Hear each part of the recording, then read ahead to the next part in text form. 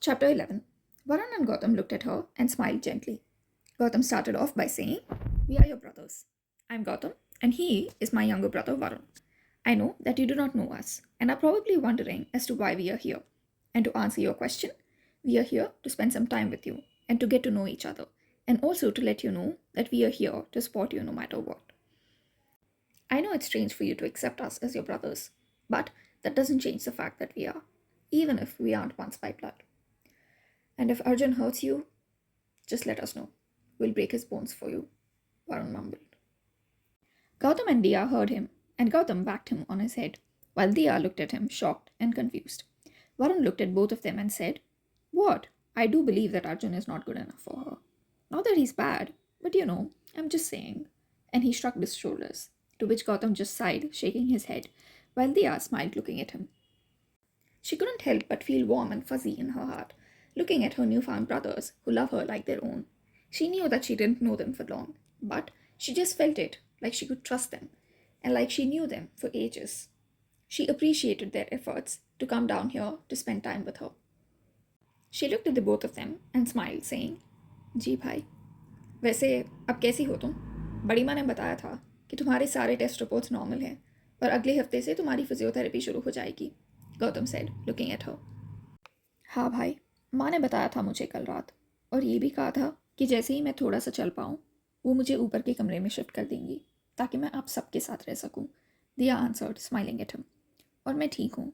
थोड़ी सी थकान है और शायद मेडिकेशन की वजह से बहुत नींद भी आती है, पर उसके अलावा सब ठीक है," she said.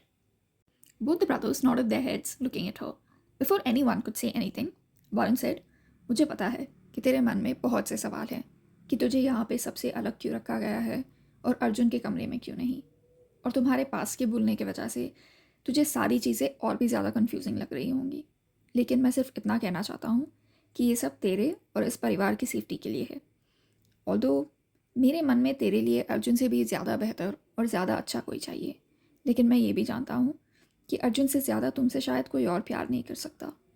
लेकिन ये बात मैं उसके आगे कभी मानूंगा नहीं," he said, smiling smugly, looking at her while Gautam was looking at him, both shocked and proud, all at the same time. He knew that ever since Dia came into their lives, Varun started feeling not just brotherly love towards her, but also paternal instincts to protect her and to keep her safe. He knew well the dangers of being the Arjun Nanda's wife. But for him to accept what all of them knew, even if he didn't like it and didn't want to believe it, was truly amazing. It showed how wise he was, despite his usual childish behavior. Varun knew the look on his brother's face, but he ignored him and continued saying, "और मैं ये भी जानता हूँ कि तेरे और अर्जुन का रिश्ता कायदे से तो नया है, क्योंकि तुझे तेरे पास के बारे में कुछ भी याद नहीं है. इसलिए मैं बस ये कहना चाहता हूँ कि तेरे इस रिश्ते को एक नए सिरे से स्टार्ट करना." Varun knew the look on his brother's face, but he ignored him and continued saying, "और मैं ये भी जानता हूँ कि तेरे और अर्जुन का रिश्ता कायदे से तो नया है, क्योंकि तुझे तेरे पास के बारे में कुछ भी याद नहीं है. इसलिए मैं बस ये कहना चाहता हूँ कि तेरे इस रिश्ते को एक नए सिरे से स्टार्ट करना और अपने दिल की बात सुनना. जो तेरा दिल कहे वही करना, और तेरे हर फैसले में मैं तेरा साथ दूंगा. कभी भी किसी भी तरह का प्रेशर फील करने की ज़रूरत नहीं है. अगर हमारे रहते हुए भी तुझे अपनी खुशियाँ, अपने सपने और अपने सेल्फ रिस्पेक्ट को कॉम्प्रोमाइज़ करना पड़े, तो हमारे रहने का तो कोई फ़ायदा ही नहीं है. तू हर वो चीज़ कर जो तेरा दिल कहे. हम तेरे पीछे खड़े रहेंगे, और जब भी तुम्हें हमारी ज़रूरत हो हम तुम्हें सपोर्ट करेंगे और तुम्हारा साथ देंगे.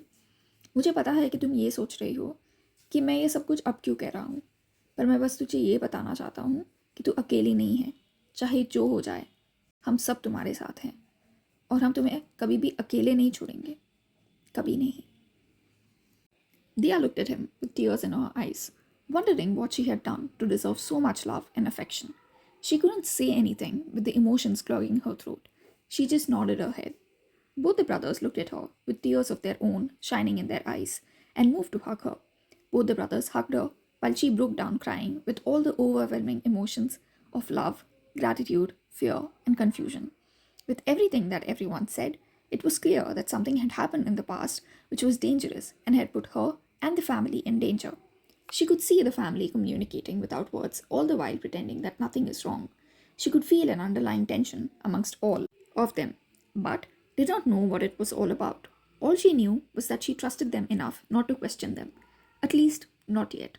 She just wanted to rebuild her bond with the family and get better, because she knew that the family would continue to treat her like a porcelain doll until she was better, and she wanted to become better, not just for herself, but also for her family that loved her and cherished her so much. She did not know for how long she cried, but she had finally calmed down and fell asleep in Varun and Gautam's arms, who were cradling her, saying sweet nothings to her, and comforting her.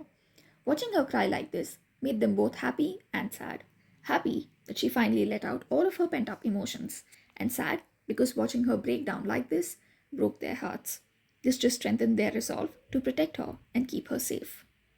But what none of them knew was that Arjun was standing outside the door, listening to her cries and his cousin's love and affection for her.